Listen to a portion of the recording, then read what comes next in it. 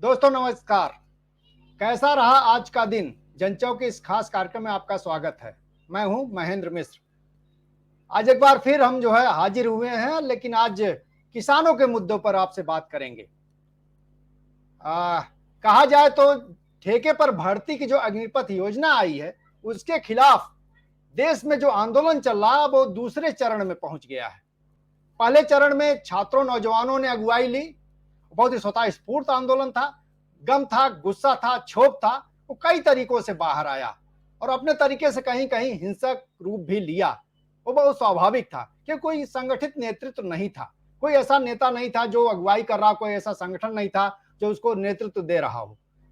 और वो अब एक बड़ा इम्पैक्ट, एक बड़ा प्रभाव छोड़ा है। बावजूद इसके सरकार पीछे हटने के लिए तैयार नहीं है और वो कह रही है कि वो नई जो भर्ती योजना है अग्निपथ की, वो लागू करने जा रही है। उसने डेट भी मुकर्रर कर दी है, उस पर वो भर्ती की योजना बना ली है, उसकी घोषणा भी कर दी है। लेकिन दूसरे चरण की कमान कहिए तो अब किसानों ने संभाल ली है और कोई वो सामान्य किसान नहीं है। संयुक्त मोर्चा के वो किसान हैं जिन्होंने मौजूदा सरकार को इसी दिल्ली के अंदर झुकने के लिए मजबूर कर दिया था अपने सवालों पर। और अब किसानों को लग रहा है कि ये मुद्दा सिर्फ नौजवानों का नहीं है, बल्कि उससे पहले खुद किसानों का मुद्दा, क्योंकि उन्हीं के बेटे बॉर्डर पर जाते हैं, फौज में भर्ती होते हैं और पूरे परिवार और जो भी आम किसान है, गरीब किसान है, उनकी रोजी रोटी का सहारा बनते हैं। लिहाजा किसानों की अपनी लड़ाई बन गई है और आज पूरे देश के स्तर पर प्रदर्शन हुआ है। जिले स्तर पर, तहसील स्तर पे प्रदर्शन हुए हैं, धरने दिए गए हैं, ज्ञापन दिया गया है राष्ट्रपति को वह सरकार इस स्कीम को वापस ले, इस योजना को वापस ले। तो हमने सोचा आज इसी पर बातचीत करते हैं, क्योंकि हम देख रहे थे मेन स्ट्रीम मीडिया से तो पूरी तरह से ये मुद्दा, ये प्रदर्शन, आंदोलन और कार्यक्रम गायब है। मैंने कुछ लोकल जो स्थानीय जो पेपर हो सकते हैं उनको भी खोला, उनकी वेबसाइट पर गया, प्रभात खबर, अमर उजाला, जो स्थानीय स्तर पर रिपोर्टिंग करते हैं, वहां भी कहीं ये सब देखने को नहीं मिला। और जबकि सच्चाई ये है कि बिहार से लेके उत्तर प्रदेश से लेके उत्तराखंड, हरियाणा, पंजाब, राजस्थान, कोई सूबा नहीं बचा जहां ये प्रदर्शन नहीं हुए। बिहार की असेंबली, आज वहां मानसून सत्र शुरू हो गया है और वहां भी जो विपक्षी हैं, विपक्षी दल के नेता, खासकर वामपंथी नेता, विधायक, उन्होंने हंगामा खड़ा किया है और इस पर सरकार से कहा एक प्रस्ताव पारित करे, विधानसभा और केंद्र सरकार को भेजे। तो बहरहाल इसी मुद्दे पर बातचीत करने के लिए आज हमारे पास किसान नेता आए हुए हैं और कुछ और लोग जुड़ेंगे अभी बीच में, तो उनसे बात होगी। गुरप्रीत सांघा जी हैं, किसान एक्टिविस्ट है, देखिए किसान युवा मोर्चा, ये जयपुर से लेकर के गंगानगर तक रहते हैं, राजस्थान में किसानों को अगुवाई कर रहे हैं। प्रोफेसर रविंदर गोयल जी, रिटायर्ड प्रोफेसर हैं दिल्ली विश्वविद्यालय के, एक बार फिर हम लोगों के साथ हैं। और इंद्रजीत जी हैं हरियाणा से और किसानों के नेता हैं और पूरे आंदोलन में इन्होंने अगुवाई की है। बड़ा चेहरा, बड़ा नाम है। तो शुरुआत मैं इन्हीं लोगों से करना चाहूंगा। तो सबसे पहले अगर मैं बात करूं गुरप्रीत सिंह जी, राजस्थान में आज पूरा जो कॉल था संयुक्त मोर्चा का, उसमें राजस्थान में क्या कुछ हुआ और जो आपको जानकारी है और जगहों की भी, वो भी जानकारी दीजिए, क्योंकि दर्शक और श्रोता जानना चाहते हैं। जी, ये अनम्यूट कर लीजिए अपने आप को। सभी जो साथी जुड़े हुए हैं उनको राम राम, सत श्री अकाल, सलाम। आज का दिन अगर हम किसान मोर्चा की भी अगर अपन ग्रोथ चार्ट और प्रोग्रेस चार्ट को ऑब्जर्व करेंगे तो उसमें करीब आप मान लीजिए मार्च अप्रैल से जो सुगबुगाहट चालू हो गई थी अंदेशे से, वो फिर बिल को जब पार्लियामेंट में रखा गया वो यकीन में बदलता गया। उस हिसाब से देखा जाए तो इस आंदोलन ने बहुत तेज गति पकड़ी है। पिछले किसान आंदोलन में राजस्थान सबसे पीछे था अगर इसको अपन पंजाब हरियाणा के साथ कंपेयर करते हैं, लेकिन आज जो हमें जज्बा और जोश और जो एक ऑन द ग्राउंड एक्टिविटी देखने को मिली वो किसान आंदोलन के स्टार्टिंग के फेज से बहुत ही ज्यादा उत्साहित करने वाली थी। आज जयपुर के अंदर आप युवा वर्ग को मानिए, कम्युनिस्ट पार्टियों को मानिए, मजदूर वर्गों को मानिए, किसान संगठनों को मानिए, हर किसी ने बढ़ चढ़ के हिस्सा लिया। और राजस्थान में एक इस आंदोलन के लिए अच्छी चीज क्या हुई कि वैसे ही इन दिनों में इंश्योरेंस को लेके, फार्मर्स इंश्योरेंस को लेके कई आंदोलन जिला स्तरों पर चल रहे हैं। चूरू में चल रहा है, गंगानगर में चल रहा है। तो उस वजह से एक जो गुस्सा है, रोष है, वो पहले ही बना हुआ था। उसकी वजह से आज और तादाद में लोग निकल कर आए हैं और चूंकि आरोप ये लगाया जाता है कि किसान संगठन सीधा ही हुल्लड़बाजी पर, युवा संगठन सीधा ही हुल्लड़बाजी पर उतर आते हैं, तो इस बार तरीके से ये संयुक्त किसान मोर्चा का आह्वान भी था कि आज का काम सिर्फ जाकर कलेक्टर साहब के थ्रू माननीय राष्ट्रपति साहब को एक ज्ञापन सौंपना था कि इस कानून के अंदर अग्निपथ की जो एक सुसाइडल स्कीम लागू की है इन्होंने भारत में, उसके अगेंस्ट हमारा ये विरोध प्रदर्शन, और समाज का हर वर्ग, एक आप एलीट वर्ग छोड़ दीजिए जो 5% 7%, या एक भटकाया हुआ एक अर्बन मिडिल क्लास छोड़ दीजिए 10%, और उसके अलावा हर वर्ग इससे बहुत बुरी तरह हिट हो रहा है। और ये बताने की कोशिश की गई है कि ये भी उसी का ही चेन का हिस्सा है जिस चेन के हिस्से के अंदर पहले किसान कानून लाए गए, छोटे व्यापारी को मारने के लिए जीएसटी लाया गया, उसी तरह इस वर्ग को, बड़े वर्ग को, हिंदुस्तान की बहुतायत वर्ग को मारने के लिए ये तीसरी कड़ी में ये लाया गया है अग्निवीर, अग्निपथ का जो एक प्लान है, ये उसी की इकोनॉमिक कमर तोड़ने के लिए है, उसी वर्ग के लिए। क्योंकि आप देखेंगे जिस वर्ग को अग्निपथ में काउंटर किया गया है, जिसको टारगेट किया गया है, वह जवान वर्ग है। इन्होंने ऑफिसर्स के लिए वो स्कीम नहीं निकाली है, जो मिनिस्ट्री ऑफ डिफेंस के अंदर जो क्लरिकल और एक नॉन मिलिट्री स्टाफ है उसके लिए स्कीम नहीं निकाली है। इन्होंने सिर्फ सरहद पे सबसे आगे गोली खाने या गोली मारने वाले जवान के लिए स्कीम निकाली है। और वो कहां से जाएगा? वो 99% इसी ग्रामीण पृष्ठभूमि से उठ कर जाता है। अपन देखते हैं बिहार से, यूपी से, हरियाणा से, पंजाब से 6,000, 8,000, 10,000 भर्तियां होती हैं। और अब योगेंद्र यादव जी का कल एक लेख आया था परसों पंजाब केसरी के अंदर, उसके अंदर ये भर्तियां 1,000, 1200 रह जाएंगी। एक एक जिले में से 50, 70 भर्तियां कम हो जाएंगी। तो ये हमने आज के ज्ञापन के माध्यम से माननीय राष्ट्रपति जी को अवगत कराया है। जी जी जी गुरप्रीत जी, अभी आएंगे और आप बातचीत करेंगे, आपसे बहुत महत्वपूर्ण बातचीत होनी है। इंद्रजीत जी, हरियाणा जो है किसान आंदोलन का केंद्र था, पूरी ऊर्जा जो है हरियाणा से पैदा हुई, पंजाब भी उसके साथ जुड़ा ही हुआ था, दोनों मिल करके अगुवाई किए। अभी आज जो कार्यक्रम हुए हैं हरियाणा के स्तर पे, उसकी क्या रिपोर्ट है और कितना सफल रहा और उसमें कितना जोश था, ऊर्जा थी, ये बताइए। असल में हमने 4 दिन पहले जींद में एक राज्य स्तर की कन्वेंशन, पंचायत कह लो, वो की थी वहां पे, जिसमें अलग अलग तबकों के लोग वहां पे आए थे। और उसमें एक्स सर्विस मैन के तमाम रैंक्स के इंक्लूडिंग ऑफिसर्स वो भी वहां पर मौजूद थे, वेटरन्स जो थे अपनी बाकायदा कैप लगा के, और उन्होंने ही प्रिजाइड ओवर किया उसका। ये ऑल इंडिया की जो कॉल थी उसको हमने वहां से अनुमोदन किया और अपील की दूसरे तबकों से भी कि भाई वो इसके अंदर जाएं। इसमें मैं 2 चीज आपके सामने कहना चाहता हूं। एक तो आपने शुरू में ही जो ओपनिंग का शब्द यूज किया है ना, वो काफी कुछ अपने आप में कह देता है। जो फौज की नौकरी ठेके पर देना, ये जो फ्रेज है ये खुद में बहुत रिवीलिंग है एक तरह से, कि भाई और कुछ तो ठेके पे है ही सब कुछ पहले ही। अब फौज की नौकरी को ठेके पे देना बहुत रिडिकुलस और बहुत हानिकारक अपने आप में एक कंसेप्ट की तरह से रिवील हुआ है लोगों के सामने। एक बात। नंबर 2, इसकी जो बैकग्राउंड है वो 2 और बैकग्राउंड है। एक तो 45 साल में सबसे ज्यादा अनएम्प्लॉयमेंट का पॉइंट इस मौके पे देश गुजर रहा है उससे, पास्ट 45 ईयर्स। नंबर 2, हरियाणा जो है हमारा, वो अनएम्प्लॉयमेंट के लिहाज से इंडिया में टॉप पर है, यानी 35.4% अनएम्प्लॉयमेंट है यहाँ। और बाई चांस हम इन्फ्लेशन में भी टॉप पे हैं। तो 2 ये ऐसी खराब चीज है जिसके लिए हमने मतलब डिस्टिंक्शन प्राप्त की है हरियाणा ने। तो आप अंदाजा लगा सकते हैं कि इतना ऊंचा स्तर जब अनएम्प्लॉयमेंट का होगा तो जो आने वाली पीढ़ियां हैं उन पे क्या गुजर रही होगी। और आजकल आपने नोट किया होगा कि शहर में 2 चीज खास है। नंबर 1 लाइब्रेरी और नंबर 2 कोचिंग सेंटर, जो कि पहले कोई होता था बहुत ही मुश्किल से। और लाइब्रेरी भी ऐसी हैं जो कभी जिंदगी में नहीं देखी होगी, बिना किताबों की लाइब्रेरियां। वहां एक बैठने की कुर्सी है, छोटी सी टेबल दी जाती है, वाईफाई है और उसके 1,000-1,100 रुपए फीस के। मतलब ये 2 चीज इंट्रोड्यूस होगी। बच्चे, लड़के लड़कियां, नौजवान कॉलेज और यूनिवर्सिटी में कम मिलते हैं, कोचिंग सेंटर और लाइब्रेरीज में जरूर मिलते। तो वो पैसे भी बहुत लगा रहे हैं, एनर्जी भी बहुत है, और सड़कों के ऊपर आपको दौड़ते हुए नजर आएंगे जो फिजिकल फिटनेस के लिए, जबकि वैसे भी कितना रिस्की है सड़क पे दौड़ना, लेकिन कॉमन एक परिदृश्य जो है वो हरियाणा में देखने को मिलता है।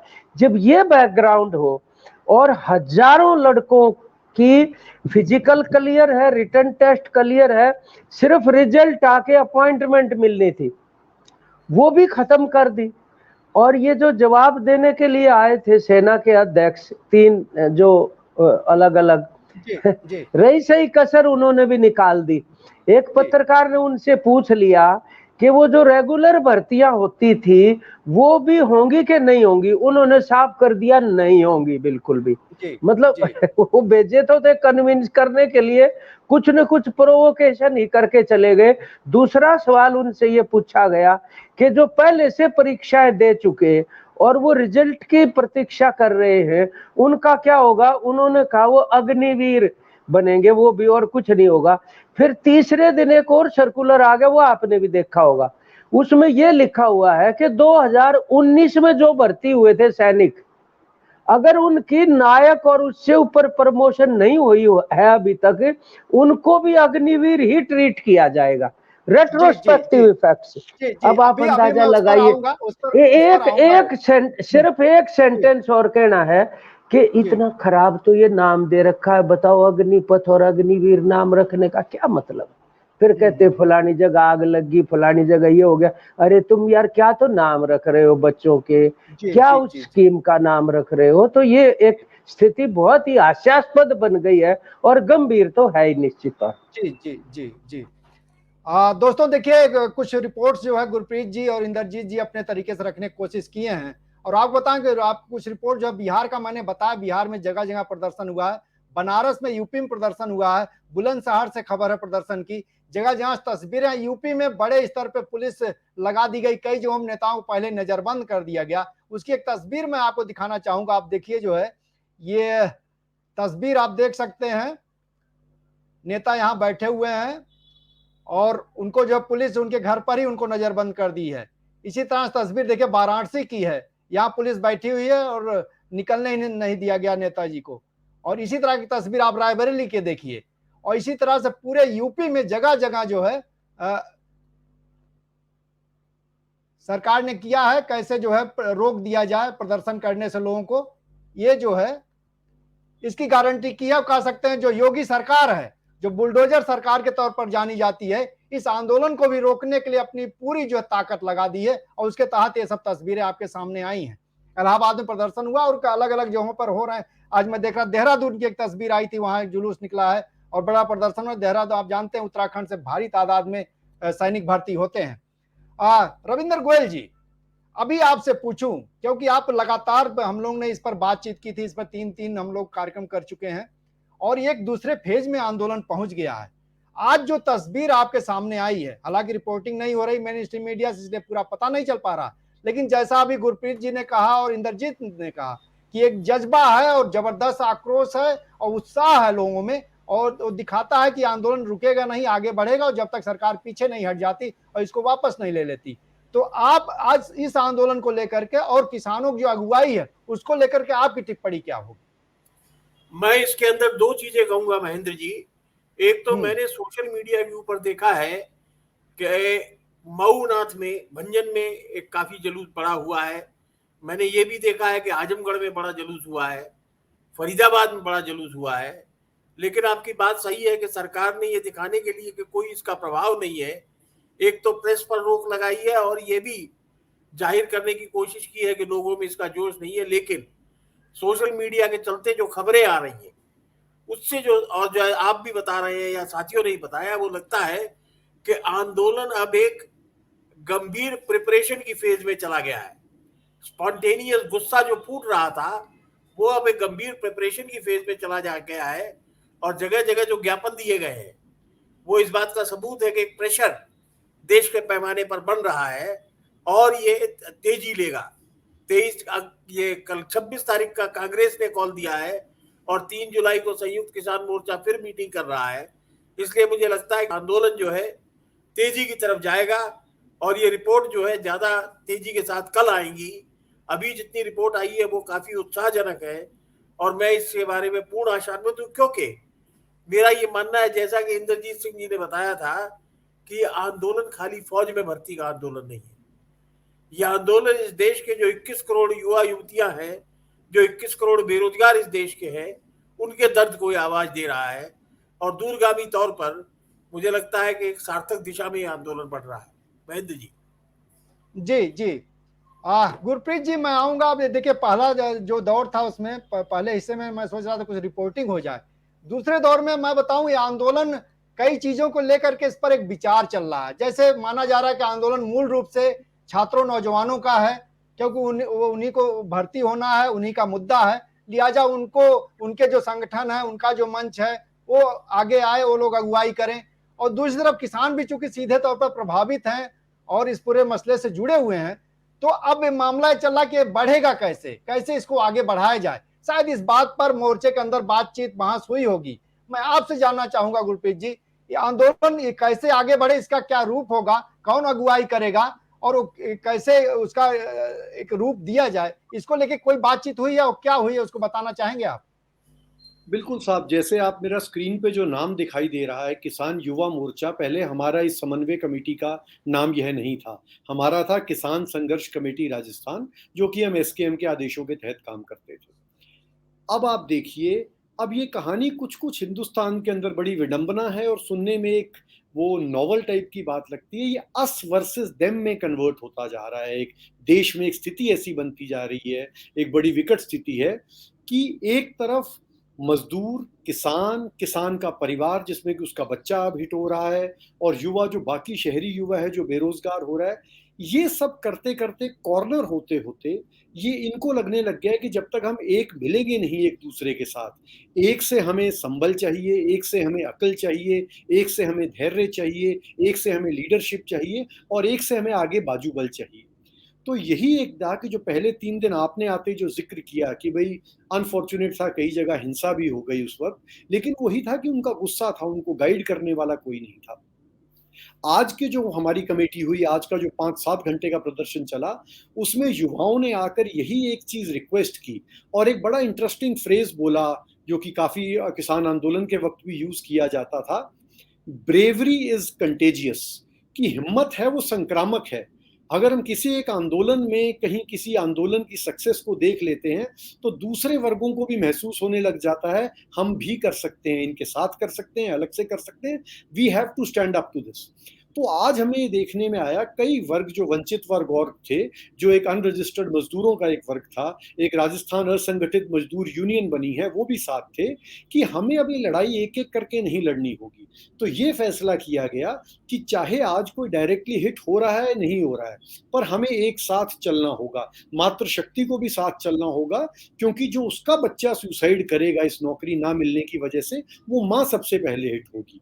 आप देखिए, आपने बीजेपी सरकार, योगी सरकार की बात की, बड़ी अनफॉर्चुनेट बात है कि राजस्थान सरकार जो कहने को खुद कॉल दे रही है, राहुल गांधी जी के इंटेरोगेशन पे वे लोग दिल्ली में प्रदर्शन कर रहे हैं, पर एक एक थाने से, सीकर में, चूरू में जो गढ़ माने जाते हैं भर्तियों के, वहां पर 107, 151 के तहत पर्चे दर्ज करके बच्चों को पाबंद किया जा रहा है, उनके माँ बाप को पाबंद किया जा रहा है। थाना मानसरोवर जयपुर के अंदर एक चिट्ठी चल रही है कि हर कोचिंग सेंटर वाले को लिखी जा रही है कि आप बच्चों को हिंसा ना करने दें, पर उसकी पहली लाइन क्या कहती है, सैन्य भर्ती को लेकर जो भ्रांतियां फैलाई जा रही हैं। भाई, कांग्रेस सरकार कौन होती है या कांग्रेस का प्रशासन कौन होता है कहने वाला कि भ्रांतियां फैलाई जा रही हैं? ये तो बाद में डिसाइड होगा ना, ये जो अफेक्टेड पार्टी है वो डिसाइड करेगी कि ये भ्रांति है क्या, ये फैक्ट है जो युवाओं को बताए जा रहे हैं। तो आज जो डिसाइड हुआ है वो है कि हमें साथ चलना होगा, एक साथ चलना होगा, सभी वर्गों को साथ चलना होगा। और इसके अंदर जब किसान आंदोलन हुआ था, हमने जगह जगह जो महासभाएं की थी, हमने पैठ बनाई थी, लेकिन इस बार नेटवर्क्स तैयार हैं, संगठन तैयार हैं, उनको तरीका आता है, उनको संसाधन जुटाने का, लोगों से मदद लेने का, मदद देने का, कई तरीके से। ये हमें व्हील री इन्वेंट नहीं करना पड़ रहा है, पहिया गोल बनना है, अब हमें ये मालूम है। तो इस वजह से इस बार ये काफी, आज मैं बता रहा हूं, हम एक खुश थे जरूरत से ज्यादा कि जो हमें उत्साह था पहले हमारे शुरू के इस तरह पे आह्वान पे, आप यकीन मानिए थोड़े शर्मनाक सी गिनती लोगों की इकट्ठी होती थी, कभी 50 लोग इकट्ठे हुए, कभी 100-200। आज एक कॉल पे 500-500 700-700 लोग एक एक जगह पे इकट्ठे हुए और उसमें सब वर्गों का मिश्रण था, क्योंकि आज एजेंडा सिर्फ ज्ञापन देने भर का था, कोई सड़क रोको का नहीं था, रेल रोको का नहीं। और उसमें भी इतना अच्छा लोगों का जो सहभागिता रही, वो आपका जो सवाल था इसी को आंसर करता है कि हर वर्ग की एक रिप्रेजेंटेशन आई। और आज जो अंडरलाइन फैसला लिया गया वो यह लिया गया कि अब सबको एक साथ चलना होगा। कल से लेबर लॉज का 1 जुलाई से शायद लेबर लॉज अमेंड करके सरकार 8 घंटे के 12 घंटे करने जा रही है। आज कुछ मजदूर वर्गों के प्रतिनिधि आए थे, उन्होंने बताया कि उसको अब प्ले कर दिया जाएगा ऑन ग्राउंड, उनके अंदर उनको नोटिस की उनकी ताकत छीन ली जाएगी। तो ये सबको देखते हुए वे भी हमारे साथ हैं, हम भी उनके साथ हैं। जी, बहुत ही महत्वपूर्ण बात आपने कही, क्योंकि एक अंतर्विरोधी बात फैलाई जा रही थी कि जैसे किसान कौन करेगा अगुवाई, किसान करेंगे, नौजवान करेंगे, और जिसमें आप लोगों ने रास्ता लिया कि इसमें जो भी पीड़ित है, जो कोई वो किसान हो, कोई मजदूर हो, कोई महिला हो या कोई नौजवान हो, सब एकताबद्ध करके होकर के आगे बढ़ें और इसकी अगुवाई करें। इंद्रजीत जी, क्या माना जाए कि आपने खुद ही अपने मुंह से कहा कि पूरे देश के अंदर 45 साल में सबसे ज्यादा बेरोजगारी है और हरियाणा में उससे भी ज्यादा है, तो ये जो मुद्दा है ये कहीं बेरोजगारी खिलाफ आंदोलन के तौर पर नहीं तब्दील हो जाएगा? इस रूप में देखा जाए और दूसरे हिस्से भी इसके साथ आ जाएंगे, क्या माना जाए? नहीं, वो जो बेरोजगारी का आलम है वो इसके भीतर अंतर्निहित है, आप ये मान के चलिए, अभी भी है और आगे भी रहेगा। तो ये दोनों चीज सेपरेट नहीं है। फौज की भर्ती ने एक तरीके से ना यार, ऐसे थोड़ी ना होता है कि इतना अहम मसला जिसके भविष्य में इतने गंभीर निहितार्थ निकलेंगे, मतलब चुपक देसी रहस्यमयी ढंग से आप घोषणा कर देंगे। यानी देखिए ना, कितनी शर्म की बात है कि एक अपना जो है एक डेमोक्रेटिक मुल्क है, यहाँ पार्लियामेंट है, यहाँ संविधान है, यहाँ असेंबलीज है, यहाँ कैबिनेट सिस्टम है। अरे कहीं बहस चला लो 2 महीने 4 महीने 10 दिन 5 दिन, आप ये तो बताओ ना भाई, ऐसा करने की हम सोचते हैं। अब एक जर्नल साहब है हमारे हरियाणा से ही, वो बड़ा टीवी चैनल के ऊपर बता रहे थे इसके फायदे। आपको हैरानी होगी, वो जो बंदा है वो जब रिटायरमेंट होने लगा, सबसे ऊंचे पद पर है, रिटायरमेंट जब होने लगा, सुप्रीम कोर्ट में केस कर दिया कि मेरी डेट ऑफ बर्थ जो है वो गलत लिखी हुई थी, 6 महीने और बढ़ा दीजिए। और फिर उसको सुप्रीम, कमाल बताइए, अब सुप्रीम कोर्ट से झाड़ पड़ी। ये तो हालत उन लोगों की है, उनकी नैतिक स्थिति है जो इसको लागू कर रहे हैं। लेकिन मैं दूसरी बात पे आ रहा था जहां से आपने शुरू किया, कि वो शुरू वाला जो है ना वो दुर्भाग्यपूर्ण होता है कि कहीं पे आग लगी या कुछ तोड़फोड़ हुई, लेकिन अब पिछले 3 दिन से भी आप देखने लगेंगे तो एक परिवर्तन है। अब विद्यार्थी और नौजवान खुद महसूस कर रहे हैं कि ये नहीं होना चाहिए। और जो किसानों ने अपने अनुभव से ये कहा था कि अगर हिंसा होती है तो सरकार जीतेगी और शांतिपूर्वक रहते हैं तो हम जीतेंगे, इस चीज का 13 महीने के अंदर प्रमाणित हो गया। और जबकि हम तो ये लगाइए कि 550 संगठन थे एसकेएम की छतरी के नीचे, ये जो विद्यार्थी इनके तो संगठन नहीं, जो संगठित विद्यार्थी और संगठित युवा हैं उन्होंने तो अब कल एक मोर्चा बनाया है दिल्ली में, और वो बड़ा महत्वपूर्ण कदम है। ये अलग बात है कि उनके साथ तो बहुत सीमित संख्या ही है ना, जो कुल मिला के तो संगठित क्षेत्र से बाहर ही लगाओ सारा युवा। लेकिन ये बात अब आ गई है, उन्होंने अपनी कमेटियां बनानी शुरू कर दी, अपने निर्णय लेने शुरू कर दिए, और वो निश्चित तौर पर जिनका आंदोलन है, देखो अगुवाई तो वही करेंगे।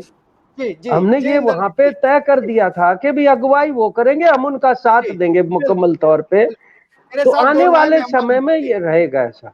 जी, मेरे साथ दो नए मेहमान जुड़े हैं। बादल सरोज जी हैं, संयुक्त किसान सभा के अखिल भारतीय किसान सभा के संयुक्त सचिव हैं, और अभिमन्यु कुहाड़ जी हैं, संयुक्त मोर्चा के जाने पहचाने चेहरे, लोकप्रिय चेहरे हरियाणा से। तो सबसे पहले अभिमन्यु कुहाड़ जी के ही पास मैं जाऊंगा। अभिमन्यु जी, आज जो कार्यक्रम हुआ है हरियाणा में वो क्या है, कितना, मतलब उसकी एक रिपोर्ट मैं चाहूंगा, क्योंकि मेन स्ट्रीम मीडिया कोई रिपोर्ट नहीं दे रहा, छिटपुट जो है सोशल मीडिया से खबरें आ रही हैं, पूरी एक रिपोर्ट देंगे तो अच्छी बात होगी और फिर आगे बातचीत आपसे करेंगे। देखिए, इसमें आज जो कार्यक्रम रहा वो हरियाणा के तमाम जिलों में हुआ है कार्यक्रम, और बड़े ही प्रभावी ढंग से कार्यक्रम हुआ है। और हमारे साथी हैं, सीनियर साथी हैं इंद्रजीत सिंह जी, वो भी बैठे हैं, उन्होंने भी आपको ज़रूर इस चीज़ पे बताया होगा, प्रकाश डाला होगा।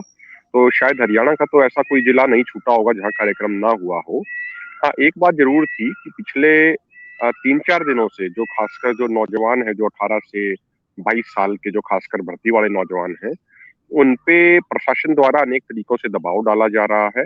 और जो एकेडमी वाले, इंस्टीट्यूट वाले हैं, उनको भी, उनके ऊपर भी अनेक तरीके का दबाव डाला जा रहा है प्रशासन द्वारा।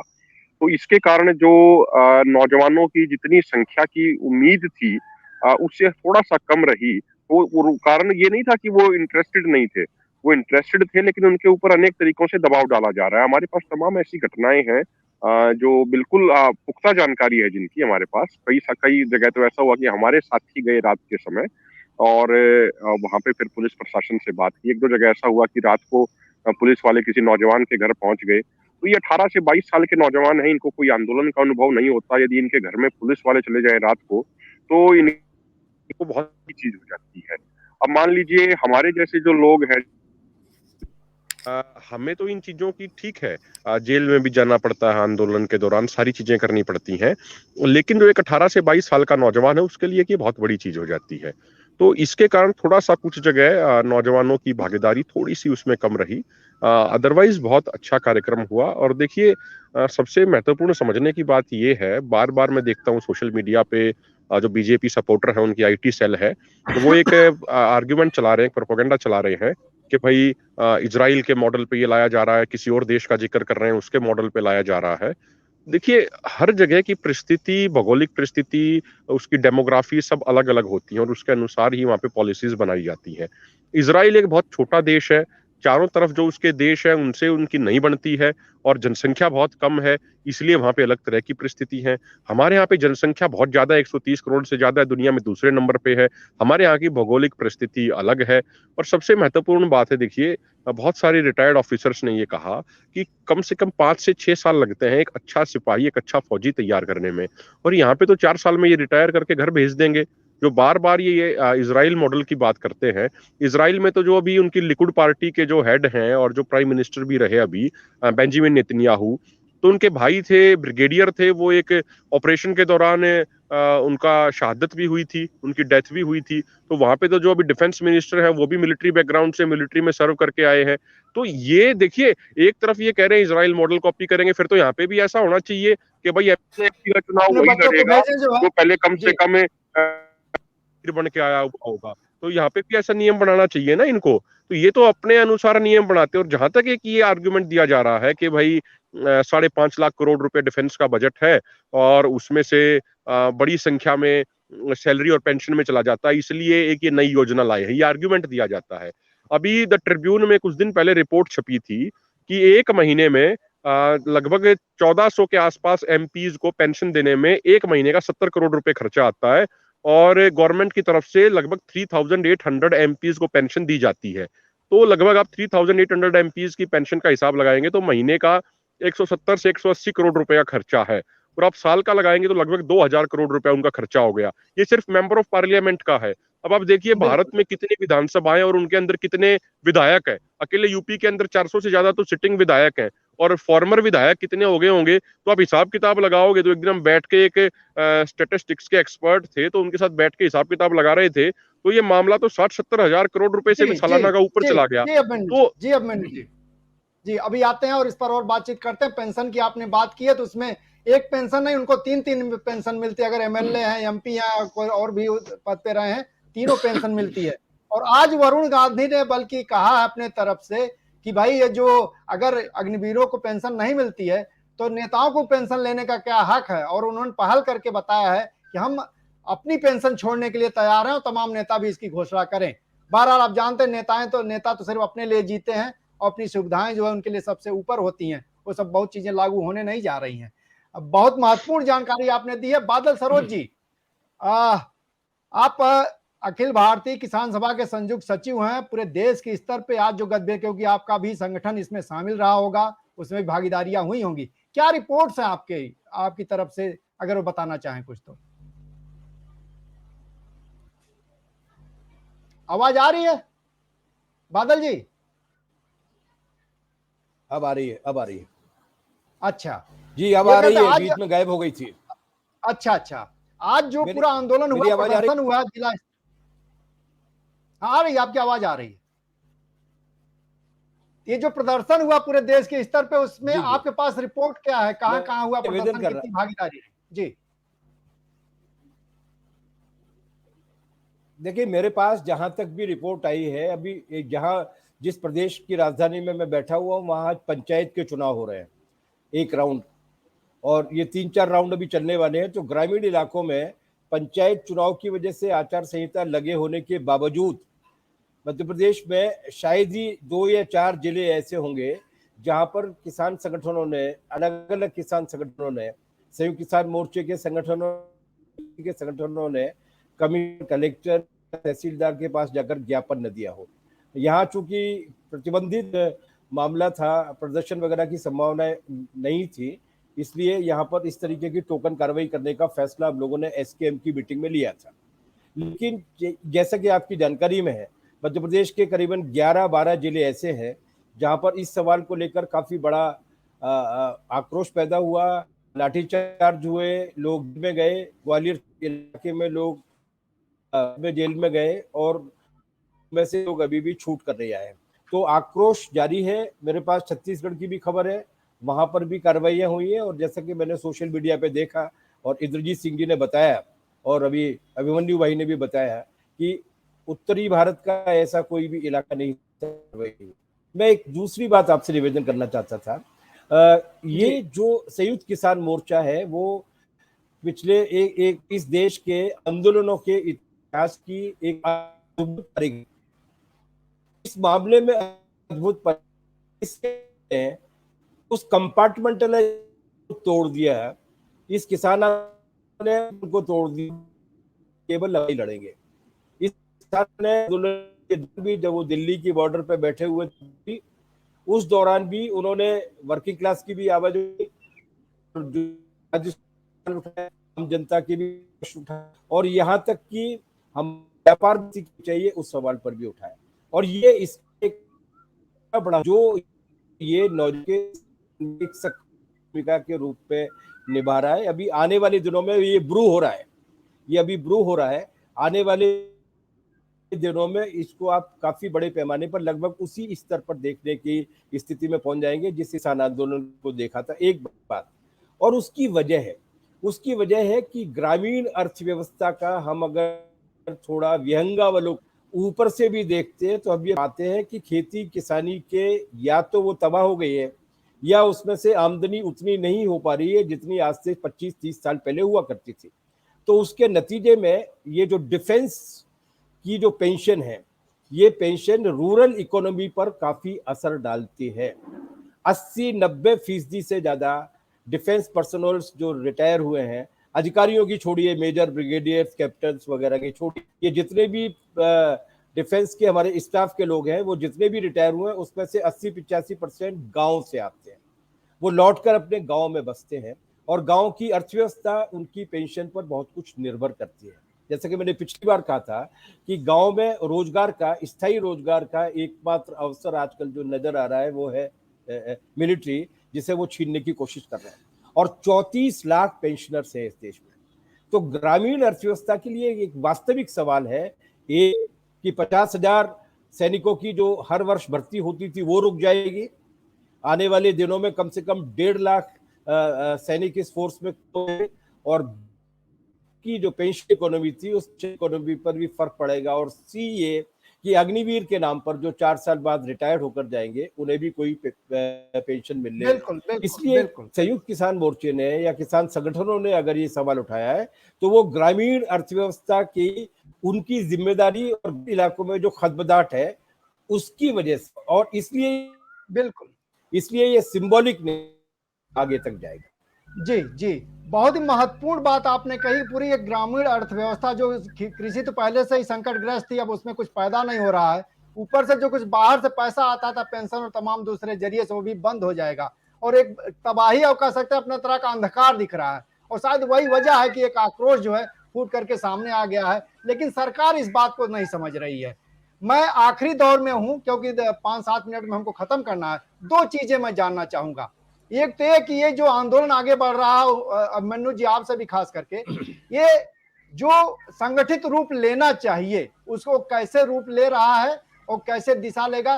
छात्र, नौजवान और किसान कैसे एक मंच पे आएंगे, इसका ऑर्गेनाइजेशनल रूप क्या बन रहा है इस पर?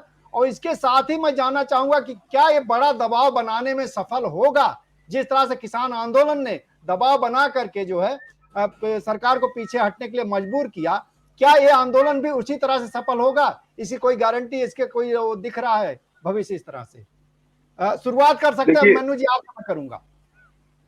देखिए महेंद्र जी, गारंटी तो किसी भी चीज की नहीं होती कि क्या होगा क्या नहीं हो, तो भविष्य के गर्त में है। और सबसे महत्वपूर्ण बात देखिए ये है कि एसकेएम या किसान संगठन इसमें सहायक व समर्थक की भूमिका में है और उसी भूमिका में हम आगे भी रहेंगे, ऐसा हमारा विचार है। हम उनका मार्गदर्शन करने के लिए तैयार हैं। यदि कोई पुलिस उनका दमन करने का प्रयास करती है तो उनके साथ कंधे से कंधा मिला के खड़े होने को तैयार है। लेकिन जो नीति होंगी, जो सारी इसमें आगे जो बनानी होगी रणनीति, वो नौजवान साथियों को ही बनानी पड़ेगी। तो इसमें देखिए सबसे महत्वपूर्ण बात ये है, हमारा पहला प्रयास ये था कि पहले ये इंश्योर किया जाए कि आंदोलन में जो कुछ एक जगह जो वायलेंस हुई उसको रोका जाए किसी भी तरीके से, क्योंकि किसी भी आंदोलन में जब वायलेंस होती है तो उसका डायरेक्ट फायदा सीधा सीधा गवर्नमेंट को पहुंचता है उस आंदोलन को क्रश करने के लिए, क्योंकि आम जनता के बीच में उसके बारे में एक नेगेटिव इमेज परसेप्शन बना दिया जाता है। और यदि आंदोलन पीसफुल रहे तो आम जनता के बीच में नेगेटिव परसेप्शन बनाना बहुत मुश्किल हो जाता है। तो हमारा जो प्रयास था पहले राउंड का वो यही था कि इसको एक थोड़ी स्टेबिलिटी दी जाए, इसको थोड़ा पीसफुल तरीके से ये मूवमेंट हो, इसका प्रयास किया जाए और उसी में अभी हम लगे हुए हैं। बाकी जो नौजवान साथी यदि हमारे अनुभव का इस्तेमाल करना चाहेंगे, और देखिए मेरे से तो बहुत सीनियर बैठे हैं यहाँ पे हमारे स्टेट के, मैंने पहले बताया इंद्रजीत जी हैं। एक प्रश्न का मैं और उत्तर चाहूंगा, क्योंकि पुलिस डरा रही है, ऊपर से भी इस तरह से संदेश दिया जा रहा है, कोई भी किसी का नाम एफआईआर में आया, किसी का चेहरा आ गया आंदोलन में तो उसको भर्ती नहीं ली जाएगी, एफिडेविट भरवाने तक की बात कही जा रही। इसको लेके आप एक डर है, वो डर क्या टूटेगा आपको लगता है भविष्य में? देखिए ये एक बड़ा आपने अच्छा टॉपिक उठाया है। मैं आपको बताऊं, हरियाणा की बात करें तो हरियाणा में पहले चरण में रेवाड़ी, पलवल, भिवानी साइड में बहुत स्ट्रांग मूवमेंट एकदम से राइज हुआ। खासकर रेवाड़ी वाला इलाका तो ऐसा इलाका है कि जहाँ पे हर घर से, लगभग कई गांव तो ऐसे हर घर से एक फौजी है। तो लेकिन जिस तरीके से हुआ क्या स्टार्टिंग में कि कुछ एलिमेंट्स ने इन्फिल्ट्रेट करके कुछ हिंसा जैसी घटनाएं की, और अभी ये क्लियर नहीं हुआ वो एलिमेंट कौन थे। हो सकता हो किसी पॉलिटिकल पार्टी के व्यक्ति हो, क्योंकि मुझे नहीं लगता कि नौजवान इस तरीके का काम करने की कभी सोचेंगे भी। तो उसके बाद क्या हुआ कि पुलिस ने कुछ केसेस फाइल कर दिए और कुछ लड़कों को उनको अरेस्ट भी कर लिया। तो उससे एक पैनिक जैसी सिचुएशन आ गई, क्योंकि जैसा मैंने पहले कहा कि उन बच्चों ने, वो 18 से 20 साल 22 साल उनकी उम्र है, उन्होंने ना कोई मूवमेंट देखा है, ना उन्होंने किसी चीज का एक्सपीरियंस किया है इस तरह की चीजें, इसलिए वो थोड़ा पैनिक हो गए हैं। तो हम जैसे जहाँ पे हमें जानकारी मिलती है कुछ इस तरह की घटना की, चाहे रात को हो दिन में हो, तो हमारी टीमें वहां पे पहुंचती है और उनके परिवार के साथ हम खड़े होते हैं और उससे फिर पुलिस प्रशासन 2 कदम पीछे हट जाता है। जी जी, गुरप्रीत जी आपसे आखिरी कमेंट ये पूरे आंदोलन की रणनीति को लेकर के, और ये जो कुछ ऊपर से पुलिस और उसके द्वारा भय क्रिएट करने की कोशिश जा रही है, उसका क्या असर होगा? हमारे राज्य में, राजस्थान में मैं कह सकता हूं कि जो 3 दिन से प्रेशर पड़ा, चूंकि सरकार ये कहती है, एटलीस्ट कांग्रेस सरकार, की हम खिलाफ नहीं है इन बच्चों के, इतना दमन नहीं कर रहे हैं, तो वो काफी हद तक 2 दिन में कंट्रोल आ गया है।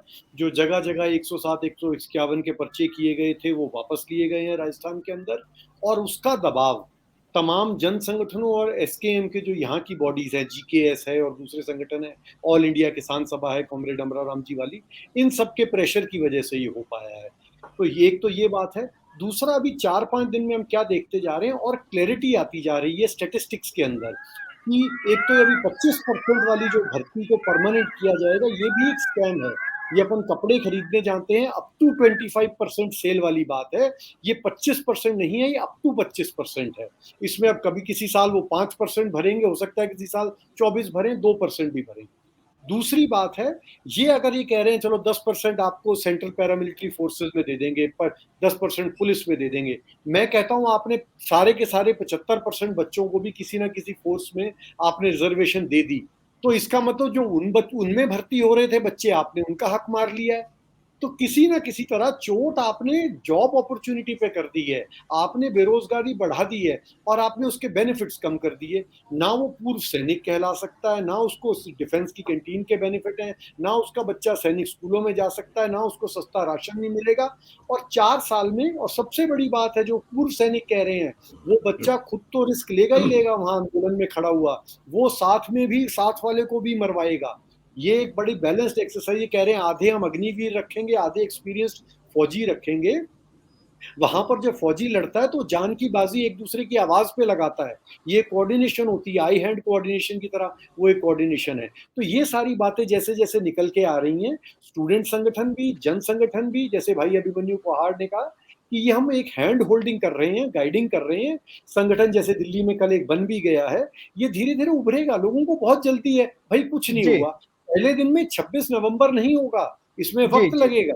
जी जी जी बिल्कुल। इंद्रजीत जी, आपसे आखिरी हाँ जी, आपकी हाँ जी, बात आंदोलन पर। जी जी जी। इस नहीं नहीं, आंदोलन मैं पे ये आपकी कह रहा टिप्पणी। हूँ कि जी नहीं, मेरा ये कहना है कि बेसिकली जो भर्ती होने का प्रत्यक्ष मामला है वो तो जरूर युवाओं से सीधे तौर पे ताल्लुक रखता है, लेकिन अगर इस मसले को देखा जाए तो ये तो पूरे तौर पे जो अन्य रोजगार के जो क्षेत्र होते थे उनमें तो उसकी प्रकृति पहले बदल चुके, निजीकरण करके बेच रहे महकमों को, वैसे ही बंद हो गई संभावनाएं।